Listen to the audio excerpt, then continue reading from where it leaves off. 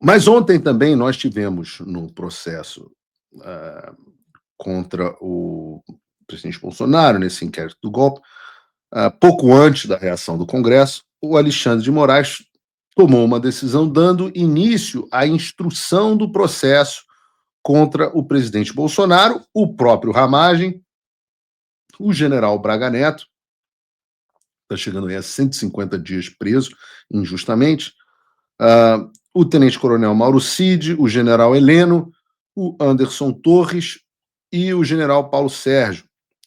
E com essa decisão, ele marcou as datas já para que as testemunhas de cada réu fossem ouvidas. Para tentar contextualizar melhor, essa fase, eu não quero entrar aqui, a última coisa que eu quero é matar vocês de tédio explicando etapas do Código de Processo Penal. Mas essa fase de instrução é a fase na qual são reunidas as provas e as informações necessárias justamente para a tomada da decisão do juiz, como se o juiz não tivesse a decisão tomada, mas a gente finge que é isso, né? Então, nessa fase, as testemunhas são ouvidas, as provas são apresentadas, as perícias são realizadas e por aí vai. Uma vez que é cumprida essa fase do que se chama de instrução, se parte justamente à fase de julgamento e aí, em seguida, você tem a prolação da sentença. Em outras palavras, bom português, nós temos um julgamento sendo feito a toque de caixa. Por isso que a hipótese que eu tenho, e o Supremo já se pronunciou abertamente sobre isso, é de que eles perceberam que a razão pela qual o Trump voltou aqui nos Estados Unidos foi porque eles não conseguiram prender o Trump a tempo. E eles não vão correr esse risco ou cometer o mesmo erro com o presidente Bolsonaro. Isso é algo que eu tenho repetido dentro do governo americano todas as minhas visitas. Que não há dúvida que o processo do Supremo Tribunal Federal é para consolidar o poder ainda esse ano, colocando a maior liderança política do país na prisão e todos os outros líderes mais importantes da direita na prisão ou acuados, inviabilizados, com o nome desgraçado e com a reputação absolutamente assassinada pela imprensa. Esse é o plano deles, além de, obviamente, impedir que essas pessoas concorram a cargos públicos, deixando um aviso. Olha, a direita permitida, talvez a gente permita até um Tarcísio, que vai estar com a gente em Nova York agora nessa próxima semana. Mas Bolsonaro e bolsonarismo, não. Esse é o plano deles. E para isso eles precisam fazer esse julgamento a toque de caixa. Por isso também que aquela oficial de justiça foi levar a intimação para o Bolsonaro na UTI e não podia esperar nenhuma semana para o cara poder sair da UTI. E falando nessa oficial de justiça, qual foi o prêmio dela? A gente vê como os colaboradores do regime são premiados. Vejam o post do próprio Supremo Tribunal Federal, dizendo que o Barroso recebeu a oficial de justiça que intimou o Bolsonaro na UTI, e ainda dizendo que ela foi alva de constrangimento no exercício da função. Ou seja, a colaboradora do regime, ela é a vítima. A vítima não foi a pessoa internada na UTI, que teve piora do quadro médico em decorrência da citação ilegal que ele teve que enfrentar. Muito pelo contrário. A vítima é o oficial de justiça que fez a citação ilegal.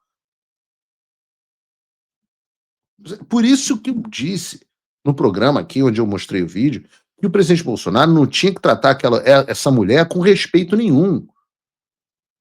Com essa história, não, eu sei que a senhora está aqui só fazendo o seu trabalho, não tenho nada contra a senhora. Tem que ter, sim.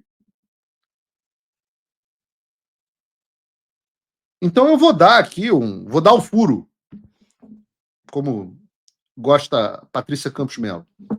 Vou dar o furo aqui no programa. Abram o programa no Xvideos. O que acontece é o seguinte, não entre no Google para descobrir sobre o que se trata esse site, porque dizem que, eu não conheço, mas os meus amigos que conhecem dizem que não é um site educativo. Então eu vou dar o furo aqui no programa de hoje. Porque eu apurei nos últimos dias como foram os bastidores da ida desta moça aqui, bota a imagem aqui, Bruno, do STF. Essa moça que está sendo premiada pelo Barroso, que está sendo abraçada, a vítima do constrangimento ilegal na profissão e o cacete, essa senhora, quando ela foi no DF-Star, no Hospital de Brasília, como foi esse processo dela entrar dentro da UTI para entregar essa intimação ao Bolsonaro? Bolsonaro falou que ela meteu o pé na porta e tal, e meteu o pé na porta, mas não foi apenas um pé da porta literal. A mulher insistiu, insistiu, insistiu, e não deixaram que ela entrasse. E aí houve uma reunião dentro do hospital, ao que eu fui informado, chamaram a diretoria do hospital e os médicos, vários médicos. E a decisão da junta médica do hospital foi que não havia a possibilidade de intimar um paciente na UTI. E que isso seria, inclusive, um risco, um liability, um risco jurídico para o próprio hospital. Perguntando quem se responsabilizaria caso acontecesse uma alta de pressão, por exemplo. Chega a ser mencionada a possibilidade de uma alta de pressão. Caso o presidente passasse a mal ou até mesmo viesse a óbito, morresse, porque afinal ele estava numa unidade de tratamento intensivo. Quem assumiria essa responsabilidade? Então, os médicos negaram a entrada, dizendo que tinham um dever com a saúde e o bem-estar do paciente. Então, que ela não iria entrar. Eis que essa senhora, que está sendo constrangida no exercício da função dela, ameaçou os médicos e os diretores do hospital de prisão por obstrução de justiça, ao que me foi informado. E foi aí que eles finalmente cederam, apenas quando foram ameaçados de prisão. Médicos protegendo um paciente na UTI foram ameaçados de prisão para que esta senhora não esperasse uma semana para entregar a intimação do processo Bolsonaro. As pessoas que participaram dessa reunião, que me relataram, disseram que foi uma reunião ruim. E aí entra a cereja do bolo. Porque parece que há uma gravação desta reunião. Uma reunião com mais de 10 pessoas dentro da sala. E parece que uma ou mais delas teriam gravado essa reunião. E eu gostaria muito que ela viesse a público. Muito. Mas a verdade é que a gente vive num país onde as pessoas morrem de medo do Alexandre de Moraes. As pessoas falam, não vou tornar público, vai que eu sofro uma busca e apreensão, vou ter meu nome colocado no processo. As pessoas têm medo. Vejam, as pessoas não são equipadas para lidar com o Estado opressor. Então, elas simplesmente têm medo. Mas eu clamo para as pessoas que têm essa gravação para que façam a coisa certa e deixem chegar à imprensa. Eu garanto que se chegar a mim, o sigilo de fonte será preservado. E eu falo isso porque, e provavelmente nem você eu que vou publicar. Vai chegar a mim, o seu sigilo de fonte vai ser publicado e vou deixar alguém da velha mídia publicar, como com frequência eu faço.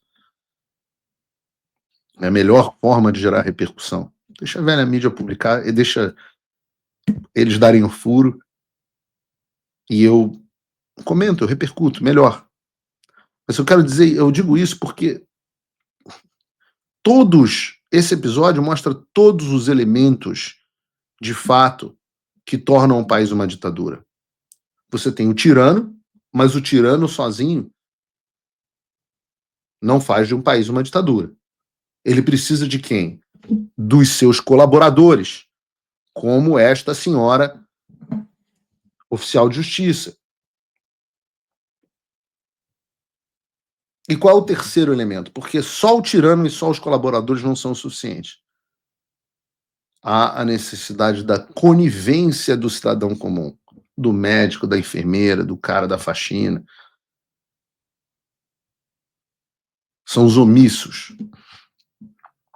E eu digo isso, eu sempre falo isso com frequência, né? Hoje, dia de Papa Novo, que o cristianismo tem dois tipos de pecados diferentes. Você tem o pecado da comissão, que é aquele que você, de fato, comete, e o pecado da omissão. Os dois são pecados. O da omissão, eu diria que muitas vezes é pior e mais repugnante do que o pecado da comissão. Alguém que vê essas coisas e nada faz, não se engane, vai ter que prestar contas à própria consciência, mas acima de tudo a Deus. Certamente. Mas eu dizer que o Supremo Tribunal Federal tem um plano absolutamente maligno para colocar o presidente Bolsonaro na prisão até agosto. E eu não digo isso de orelhada. Qual seria a linha do tempo para essa conclusão? Vejam só, no dia de ontem, então, 7 de maio de 2025, Alexandre de Moraes marcou as datas para ouvir as testemunhas do processo. Segundo ele estipulou, em 19 de maio serão ouvidas as testemunhas da acusação. Em 22 de maio vão ser ouvidas as testemunhas ligadas ao Mauro Cid. E de 23 de maio a 2 de junho vão ser ouvidas as testemunhas de defesa. Depois de todas as testemunhas serem ouvidas, a lei dá 5 dias para que os advogados de defesa possam pedir diligências, investigações ou providências adicionais que acharem necessário pedir. É uma regra prevista na tal da Lei 8.038 e também no regimento do STF e é parecida com o que existe no Código de Processo Penal. Não foi marcada ainda a data dos interrogatórios, que é quando os réus vão ser ouvidos, mas com base nos prazos usados até agora, é provável que essas audiências aconteçam ainda em junho de 2025. Estamos em junho. Depois das diligências pedidas pela defesa ou pelo indeferimento desses pedidos, que é o mais provável, e dos interrogatórios, tanto a acusação quanto as defesas vão ter um prazo excessivo de 15 dias para entregar os argumentos finais por escrito. E aí, como o recesso do Supremo Tribunal Federal vai do dia 2 ao 31 de julho, é provável que esses prazos terminem no início de agosto. Se houver recesso. Se houver recesso. Se houver recesso. É provável que haja? É porque o Alexandre não pode jogar sozinho. Se fosse o Alexandre sozinho, não haveria recesso. Mas como precisam os 5 integrantes da turma, todos os integrantes da turma precisam concordar em não haver recesso, não é uma impossibilidade. Não é uma impossibilidade. Vejam, se isso acontecer, o cronograma é antecipado em um mês. Mas é provável que os prazos terminem no início de agosto. E é importante ressaltar que a lei permite que o ministro responsável pelo caso, no caso o Alexandre, peça novas provas mesmo depois das alegações finais, se ele achar necessário. O que não deve ocorrer. Mas terminada toda essa fase de coleta de provas e manifestações das partes, está pronto o processo para julgamento. Aí é o Alexandre pedir que o processo seja incluído na pauta do julgamento do STF. Aí, nessa sessão, a acusação e a defesa têm 1 hora cada para falar, podendo até haver prorrogação, e aí não há um prazo para a sentença final, mas segundo o Código de Processo Penal, a sentença pode ser dada até 10 dias após o julgamento. Ou seja, até ainda em agosto desse ano.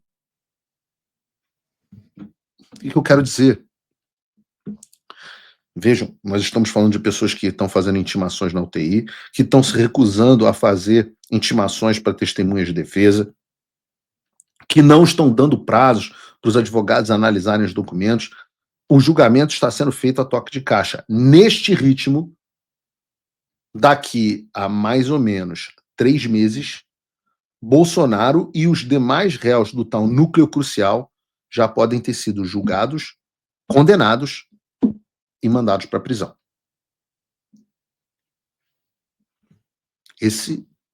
Essa é a real situação. Pode demorar 15 dias para mais. Há uma margem para erro. Mas o cronograma mais provável, seguindo todos os passos, da forma como o Alexandre tem feito, implicam em Bolsonaro na prisão de agosto para setembro. Essa é a situação atual do país.